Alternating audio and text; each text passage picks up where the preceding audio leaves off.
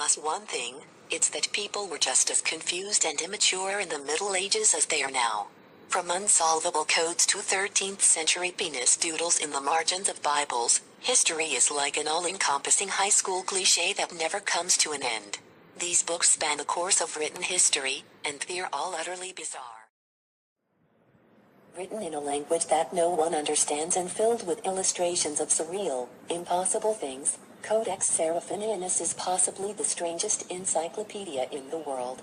When Italian architect Luigi Serafini published the book in 1981, he presented it as a factual, scientific work. One look at the outlandish potpourri of images, however, reveals that Codex Seraphinianus is anything but scientific. The entire book is handwritten, and the illustrations are all hand-drawn and colored by Serafini himself, a task that he labored over for 2 years. Scholars have spent years trying to decipher the book, but the only thing we have figured out is that Seraphinianus is just a variation of Serafini's name.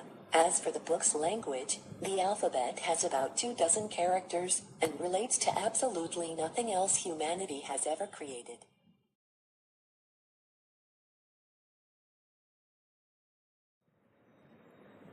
On March 10, 1552, mathematician John Dee had a conversation with an angel. As a firm believer in both science and the occult, Dee's life straddled the line between reality and the spirit world. He had already amassed the largest library in London, but it was the anonymous Book of Soyga to which he devoted his most attention.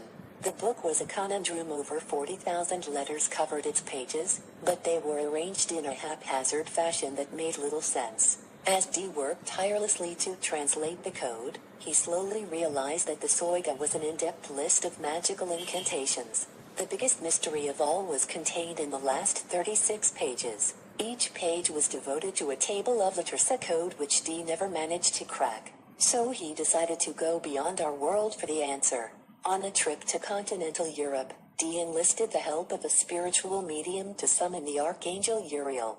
Dee opened the conversation by asking if the book meant anything. Uriel replied that the Book of Soyga had been given to Adam in the Garden of Eden.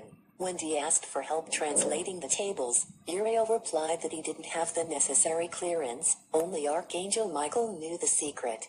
Dee never managed to reach Michael, and after his death, the book was lost for nearly 500 years. There are now 2 known copies of the Book of Soyga in the British Library and one in Oxford's Bodleian Library. The code is still otherwise known as the Chronicle of Portents and Prophecies. This book was written in 1557 by the French humanist Conrad Le Castaignes. Laid out like an encyclopedia, the book transcribes otherworldly happenings since the time of Adam and Eve. But while the encyclopedic Codex Seraphinianus was a book of fantasy, Le Castaignes' Chronicle was relatively factual, at least in the sense that it covered actual reports. Sandwiched in between well-documented disasters, floods, and meteor showers including Halley's Comet are descriptions of sea monsters, UFOs, and various biblical themes. The Chronicle was incredibly detailed and contained over 1,000 original woodcut illustrations of the phenomenon described. There are still several copies floating around, usually on rare book websites, where they sell for several thousands of dollars. When Isaac Newton began delving into the mystical world of alchemy, he turned largely to the works of Sir George Ripley, a 15th century writer who created some of the longest-lasting works on the subject. His most enduring is without a doubt the enigma that has come to be known as the Ripley Scrolls. The scrolls are a picture book recipe for creating the elusive Philosopher's Stone, a fictional material supposedly able to turn lead into gold. Although the original version of the Ripley Scrolls has been lost to time, a handful of artists in the 16th century created reproductions of the alchemical work, and 23 of those remain. Each one is slightly different, since all the reproductions were made by hand. The largest scroll is a massive 6 meters (19.5 feet) long, with a dense patchwork of illustrations covering the majority of it. The entire time Henry Darger was working as a janitor in downtown Chicago, nobody knew that he was secretly writing one of the most bizarre and intricate storybooks of all time.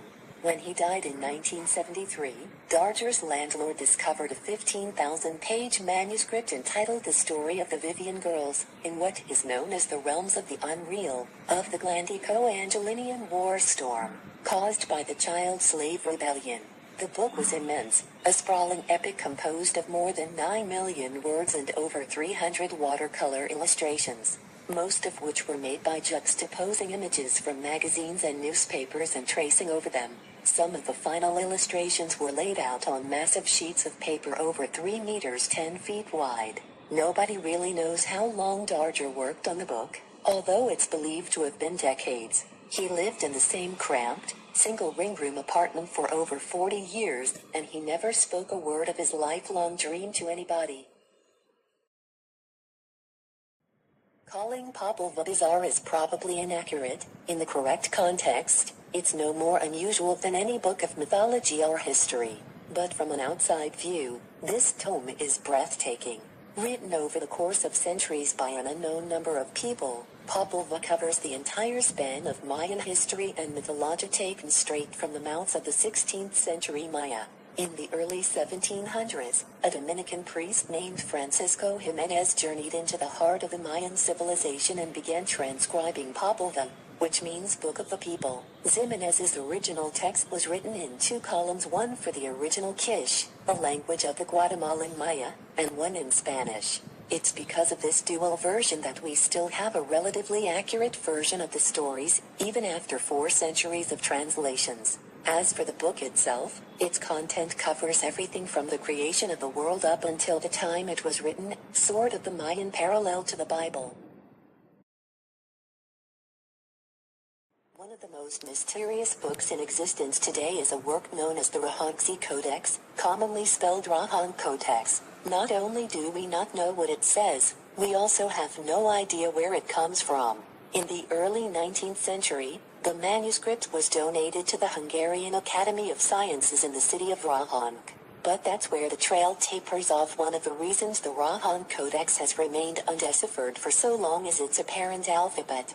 Most alphabets have somewhere between 20 and 40 characters, making it relatively easy to start replacing coded symbols with letters. The Rahan Codex has nearly 200 separate symbols in its 448 pages, and no matter how many scholars take a crack at it, nobody can agree on a translation, let alone a general geographic area where it might have been written.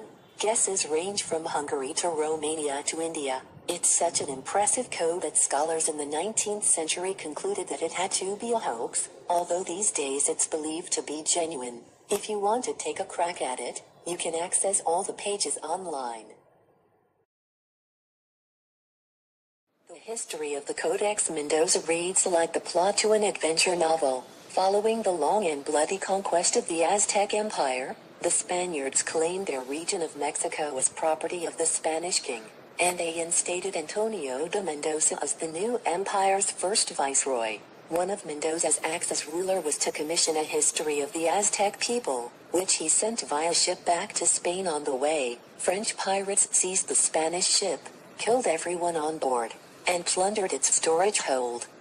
Lost in the mix, the Codex Mendoza was carried to France, where it was found by one of the king's advisors in 1553. For the next 100 years, the Mendoza floated around Europe, surfacing here and there before its final plunge into obscurity. It wasn't until 1831 that the document was found in a storage room at the Bodleian Library. Intricately detailed, the Codex Mendoza is broken into 3 sections. The first one gives the lineage of the Aztec kings, the second one lists all the Mexican towns that paid taxes to the Aztec Empire.